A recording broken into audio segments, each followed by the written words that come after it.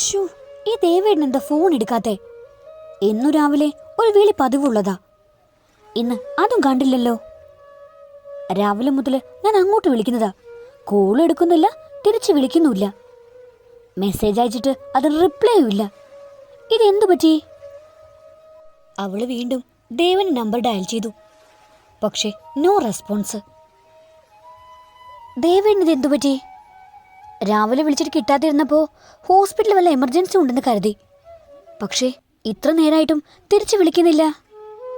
ഇന്നലെ വൈകിട്ട് ഹോസ്പിറ്റലിൽ നിന്ന് ഇറങ്ങുമ്പോൾ വിളിച്ചതാ, പിന്നെ ഇതുവരെ ആയിട്ടും വിളിച്ചില്ലല്ലോ. ഇനിയിപ്പോ ആരെ വിളിക്കും? പെട്ടെന്നാണ് അവൾക്ക് അവിനാശിന്റെ കാര്യം ഓർമ്മ വന്നത്. അവൾ അവൻ്റെ നമ്പർ എടുത്ത് വിളിച്ചു. പക്ഷേ കോള് കണക്റ്റ് ആയില്ല. കുറേ പ്രാവശ്യം വിളിച്ചു നോക്കിയെങ്കിലും അവിനാശ് ഫോൺ എടുത്തില്ല. അവൾ വീണ്ടും ദേവന്റെ നമ്പറിൽ വിളിച്ചു. അപ്പോൾ സ്വിച്ച് ഓഫ് എന്നാ പറഞ്ഞത്. ഇതിപ്പോ എന്താ സംഭവിച്ചത്? ഇത്രയും നേരം ബെല്ലടിച്ചുകൊണ്ടിരുന്ന ഫോണാണല്ലോ, ഇപ്പൊ പെട്ടെന്ന് സ്വിച്ച് ഓഫ്. അവിനാശേട്ടനാണെങ്കിൽ വിളിച്ചിട്ട് ഫോണും എടുക്കുന്നില്ല. ഇവർക്കൊക്കെ ഇതെന്തു പറ്റി? ആർക്കെങ്കിലും ഒന്ന് ഫോൺ എടുത്തൂടെ? അച്ഛനും അമ്മയും പോയി കഴിയുമ്പോൾ വണ്ടി കയറിക്കുമെന്ന് പറഞ്ഞു പോയ ആളാ. ഇപ്പൊ ചോദിക്കാൻ വിളിച്ചിട്ട് ഫോൺ എടുക്കുന്നില്ല. ചോദിക്കാതെ ചെന്നിട്ട് വേണം പിന്നെ ചീത്ത പറയാൻ. ഒന്ന് ഫോൺ എടുത്താ എന്താ കുഴപ്പം? ഇനി ദേവേട്ടനെ കൂടെ വിളിക്കട്ടെ, ഞാൻ കാണിച്ചു കൊടുക്കുന്നുണ്ട്. മോളെ ചക്കി. ആ അമ്മേ, ഞാൻ ദാ വരുന്നു. ഗായത്രി വിളിച്ചതും അവൾ താഴേക്ക് പോയി. എന്തായി മോളെ, ദേവനെ വിളിച്ചിട്ട് കിട്ടിയോ? ഇല്ല അമ്മേ, ഞാൻ ഇപ്പൊ തന്നെ കുറഞ്ഞത് ഒരു 50 പ്രാവശ്യങ്ങളിൽ വിളിച്ചു കാണും. എന്നിട്ടും ഫോൺ എടുക്കുന്നുമില്ല, തിരിച്ചു വിളിക്കുന്നുമില്ല. അവൾ കുറച്ച് അനുഭവത്തോടെ പറഞ്ഞു. ചിലപ്പോൾ ഹോസ്പിറ്റലിൽ തിരക്കായിരിക്കും മോളെ, അല്ലാതെ നീ വിളിച്ചാ അവൻ ഫോൺ എടുക്കാതിരിക്കില്ല. അല്ല, നിനക്ക് വേറെ ആരെങ്കിലും വിളിച്ച് നോക്കിക്കൂടായിരുന്നോ? ഞാൻ അവിനാശേട്ടനെ വിളിച്ചു, പക്ഷെ അനിയേട്ടന് ഫോൺ എടുക്കുന്നില്ല. ആ, ചിലപ്പോ കുറച്ച് കഴിഞ്ഞ് അവൻ വിളിക്കുമായിരിക്കും. അല്ലെങ്കിൽ നമുക്ക് ഹരിയോട് പറയാം ഹോസ്പിറ്റലിൽ വരെ ഒന്ന് പോയി നോക്കാൻ. ഗായത്രി പറഞ്ഞതും അവൾ തലയാട്ടി. ഇനി അതും പറഞ്ഞിരിക്കാതെ മോള് മര്യാദയ്ക്ക് എന്തെങ്കിലും കഴിക്കാൻ നോക്ക്. ഇല്ലെങ്കിൽ നിന്റെ കെട്ടിയും വരുമ്പോ നിന്നെ പട്ടിണി കിട്ടെന്നും പറഞ്ഞ് എന്നെ വഴക്ക് പറയും. ഗായത്രി അവളെ കളിയാക്കിക്കൊണ്ട് പറഞ്ഞു. അമ്മേ വേണ്ട. ഓ, കെട്ടുവിനെ പറഞ്ഞപ്പോഴേക്കും അവക്ക് പൊള്ളി. മര്യാദയ്ക്കൊന്ന് കഴിക്കാൻ നോക്ക്. ഇപ്പൊ തന്നെ എല്ലാം തോലുമായി. അവന്റെ മുമ്പിൽ ഇങ്ങനെങ്ങാനും പോയി നിന്നാ അവൻ വലിച്ച് ഭിത്തിയിൽ തേക്കും. അമ്മേ, എന്റെ ദേവേട്ടൻ പാവോ, അങ്ങനെയൊന്നും പറയല്ലേ. അതെ, ഞാനവന്റെ അമ്മയാ. അവന്റെ സ്വഭാവം നിന്നെയൊക്കെ നന്നിട്ട് എനിക്കറിയാം. നീ ഭക്ഷണം കഴിക്കാൻ മടി കാണിക്കും എന്നതുകൊണ്ട് തന്നെയാ നിന്നെ പിടിച്ചെടുത്ത് തിരിച്ചോണം എന്ന് പറഞ്ഞിട്ടാ അവൻ പോയത്. ഇന്നലെ വിളിച്ചപ്പോഴും അവൻ എന്നോട് ചോദിച്ചതാ അത്. ആഹാ, അപ്പം അത് കൊള്ളാലോ. എൻ്റെ അമ്മേ, നിങ്ങൾ അമ്മയും മോനും കൂടി എന്നെ തിരിച്ച് ഒരു പരുവത്തിലാക്കുമല്ലോ. ആ, ചിലപ്പോ അതും വേണ്ടി വരും. നീ കഴിക്കുന്നത് ഇങ്ങനെയാണെങ്കിൽ ഒരു ദോശ വെച്ചിട്ട് എത്ര നേരമായി? അതും വെച്ചിരിക്കുന്നത് കണ്ടില്ലേ? വേഗം കഴിക്കാൻ നോക്ക്. ഗായത്രി അവളുടെ തലയ്ക്കൊരു കൊട്ട് കൊട്ടിക്കൊണ്ട് അകത്തേക്ക് പോയി. അവിനാഷ്, താനൊരു ഡോക്ടറല്ലേ, എല്ലാം അതിൻ്റെതായ സ്പിരിറ്റിൽ കാണാൻ ശ്രമിക്കൂ. താനിങ്ങനെ ടെൻഷൻ അടിക്കേണ്ട ഒരു കാര്യമില്ല. ദേവനിപ്പോ കുഴപ്പമൊന്നുമില്ല. കുറച്ച് കഴിഞ്ഞ് റൂമിലേക്ക് മാറ്റാം. ഞാനിതുവരെ അവൻ്റെ വീട്ടിൽ അറിയിച്ചിട്ടില്ല. അവന് വേറെ കുഴപ്പങ്ങളൊന്നുമില്ലെന്ന് അറിഞ്ഞിട്ട് വീട്ടിൽ വിളിച്ച് പറയാന്ന് കരുതി. അതെന്തായാലും നന്നായി. വെറുതെ അവൾ ടെൻഷൻ ആക്കണ്ട. ആ, ഈ ചക്കി ആരാ? ദേവൻ ഉറക്കത്ത് വിളിക്കുന്നത് കേട്ടു. ചക്കി? അത് അവൻ്റെ വൈഫാണ്, ശിഖ. ചക്കി എന്നാ എല്ലാവരും വിളിക്കുന്നത്. ഇന്ന് രാവിലെ മുതൽ അവൾ വിളിക്കുന്നുണ്ട്. എന്തു പറയുമെന്നറിയാത്തത് കൊണ്ട് ഞാൻ ഫോൺ എടുത്തില്ല. പിന്നെയും കുറേ തവണ വിളിച്ചു. അപ്പോൾ ഞാൻ സ്വിച്ച് ഓഫ് ചെയ്തു. ഭക്ഷണം കഴിച്ചു കഴിഞ്ഞ് അവൾ നേരെ റൂമിലേക്ക് പോയി. വീണ്ടും ദേവനെ വിളിക്കാൻ തുടങ്ങി. പക്ഷേ അപ്പോഴും നമ്പർ സ്വിച്ച് ഓഫ് തന്നെ ആയിരുന്നു.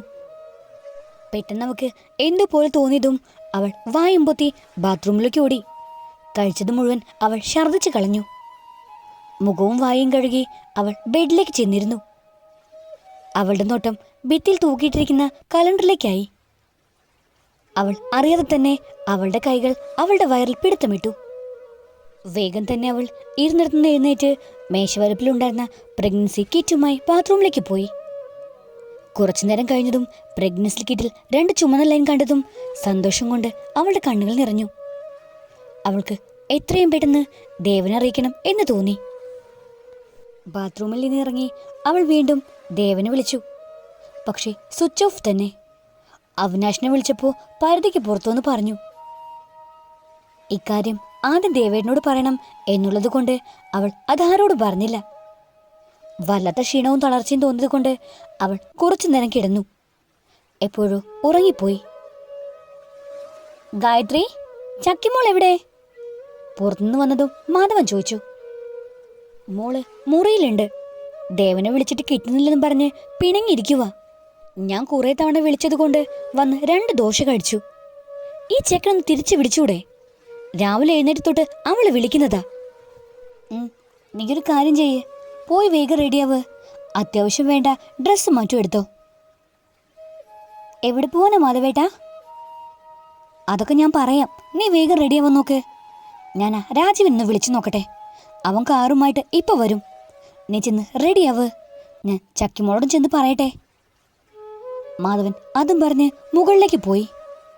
ഗായത്രി വേഗം തന്നെ റെഡിയാവാൻ തുടങ്ങി. മാധവൻ മുറിയിൽ ചെന്നപ്പോൾ കാണുന്നത് ദേവന്റെ ഷർട്ടും മുറുകെ കെട്ടിപ്പിടിച്ച് കിടക്കുന്നവളെയാണ്. അത് കണ്ടതും അയാളുടെ കണ്ണുകൾ നിറഞ്ഞു. എന്റെ ദേവി, ഈ കുട്ടിയോട് ഞാനിത് എങ്ങനെ പറയും? അവൻ ഹോസ്പിറ്റലാണെന്ന് അറിഞ്ഞാ പിന്നെ പറയണ്ട. അല്ലെങ്കിൽ തന്നെ വിളിച്ചിട്ട് കിട്ടില്ലെന്നും പറഞ്ഞ് ഇത്രയും നേരം ബഹളമായിരുന്നു. എന്തായാലും ഇപ്പൊ ഒന്നും അറിയണ്ട. അവിടെ ചെല്ലുമ്പോൾ അറിഞ്ഞാൽ മതി. അതാവുമ്പോൾ ദേവൻ തന്നെ അവളെ പറഞ്ഞ് സമാധാനിപ്പിച്ചോളും. മോളെ ചക്കി. മാധവൻ അവളുടെ തലയിൽ തലോടിക്കൊണ്ട് വിളിച്ചു. എന്താച്ചാ? മാധവൻ വിളിച്ചത് കേട്ട് അവൾ കണ്ണു തുറന്നുകൊണ്ട് ചോദിച്ചു. എന്തുപറ്റി? അച്ഛൻ്റെ കുട്ടിക്ക് എന്താ ഈ നേരത്തെ ഉറക്കം? അത് എനിക്കൊരു ചെറിയ തലവേദന, അതുകൊണ്ട് കിടന്നതാ. അവൾ ഹെഡ് ബോർഡിലേക്ക് ചാരിരുന്നോണ്ട് പറഞ്ഞു. ദേവനെ വിളിച്ച് കിട്ടാത്തോണ്ടാണോ ഈ തലവേദന? അച്ഛാ, അച്ഛൻ എന്നെ കളിയാക്കുവാണോ? അച്ഛനും അമ്മയൊക്കെ കണക്കാ. അവൾ പിണക്കം നടിച്ചോണ്ട് പറഞ്ഞു. അച്ചോടാ, എന്റെ മോള് പിണങ്ങിയോ? ഞാൻ ചുമ്മാ പറഞ്ഞതല്ലേ. അച്ഛാ, ദേവേട്ടൻ അച്ഛനെ വിളിച്ചോ? ഞാൻ കുറേ വിളിച്ചു, കിട്ടുന്നില്ല. മോളെ, നീ പെട്ടെന്ന് റെഡിയാവ്. അത്യാവശ്യം വേണ്ട ഡ്രസ്സൊക്കെ എടുത്തോ. അയാൾ പെട്ടെന്ന് വിഷയം മാറ്റിക്കൊണ്ട് പറഞ്ഞു. എങ്ങോട്ടച്ഛൻ നമ്മൾ പോകുന്നേ? അതൊക്കെ അച്ഛൻ പറയാം. മോളിപ്പോൾ റെഡിയാവാൻ നോക്ക്. അമ്മ ഇപ്പം റെഡിയായി കാണും. മോള് വേഗം റെഡി താഴേക്ക് വാ, കാർ ഇപ്പോൾ വരും. മാധവൻ അതും പറഞ്ഞ് താഴേക്ക് പോയി. അവൾ വേഗം തന്നെ ബാഗെടുത്ത് ഡ്രസ്സൊക്കെ എടുത്തു വെച്ചു. മാറാനുള്ള ഡ്രസ്സുമായി ബാത്റൂമിലേക്ക് പോയി. നിനക്കൊന്നും നാണമില്ലേ? ഒരു പണി ഏൽപ്പിച്ചിട്ട് അതുപോലും മര്യാദയ്ക്ക് ചെയ്യാൻ അറിയില്ല. പിന്നെ എന്തിനാ നീ അതൊക്കെ കേൾക്കാൻ പോയത്? അർജുൻ ദേഷ്യം കൊണ്ട് വിറയ്ക്കാൻ തുടങ്ങി. അത് സാർ, എല്ലാം പ്ലാൻ ചെയ്തതുപോലെ തന്നെ ആയിരുന്നു. പക്ഷേ. എന്തു പക്ഷേ? അത് സാർ, ആരുമില്ലാത്തൊരു സ്ഥലത്ത് വെച്ചായിരുന്നു ഞങ്ങൾ അവൻ്റെ വണ്ടി ഇടിച്ചു തീർപ്പിച്ചത്. പക്ഷേ പെട്ടെന്ന് അതുവഴി വേറൊരു കാറ് വന്നു. അതിൽ 3-4 പേരുണ്ടായിരുന്നു. അവരെ കണ്ടതുകൊണ്ടാ ഞങ്ങൾ പിന്നെ അവിടെ നിൽക്കാതെ പോകുന്നത്. പക്ഷേ ഇടിച്ചിടിയിൽ ആൾ തീർന്ന് കാണും. അങ്ങനെ എന്തെങ്കിലും സംഭവിച്ചിട്ടുണ്ടെങ്കിൽ ഇതിനോടകം അതറിയാൻ കഴിഞ്ഞേനെ. അപ്പോ അവനിപ്പോഴും ജീവനോടുണ്ടെന്നർത്ഥം. അർജുൻ, എന്താ ഇതൊക്കെ? എനിക്കൊന്നും മനസ്സിലാവുന്നില്ല. സിമ്പിൾ രാഹുൽ, ഞാൻ അതേവനെ കൊല്ലാൻ അങ്ങ് തീരുമാനിച്ചു. പക്ഷേ അവൻ രക്ഷപ്പെട്ടു. വാട്ട്? അതെ രാഹുൽ, അവൻ ഇനി തിരിച്ചു പോകരുതെന്ന് ഞാൻ ആഗ്രഹിച്ചു. പക്ഷേ അതിന് സമയമായിട്ടില്ല. അവനിനിയും ആയുസുണ്ട് ബാക്കി. അർജുൻ, നീയാണിത് ചെയ്തെന്ന് ആരും അറിയാൻ പാടില്ല, പ്രത്യേകിച്ച് ശിഖ. ഇല്ല രാഹുൽ, അവളെന്നല്ല ആരറിയാൻ പോകുന്നില്ല ഇതിന് പിന്നില് ഞാനാണെന്ന്. പിന്നെ എടാ, നീ അവൻ വർക്ക് ചെയ്യുന്ന ഹോസ്പിറ്റൽ വരെ ഒന്ന് പോകണം. അവൻ്റെ ഇപ്പോഴത്തെ കണ്ടീഷൻ എന്താണെന്നറിയണം. ഓക്കെ അർജുൻ, ഞാൻ പോവാം. അതും പറഞ്ഞ് രാഹുൽ വേഗം പുറത്തേക്ക് പോയി. ശിഖ, നീ എനിക്കുള്ളതാ. അതിന് തടസ്സം ആ ദേവനാണെങ്കിൽ അവൻ ഞാൻ ഇല്ലാതാക്കും. എന്തു തന്നെ സംഭവിച്ചാലും ഞാൻ നിന്നെ സ്വന്തമാക്കിയിരിക്കും.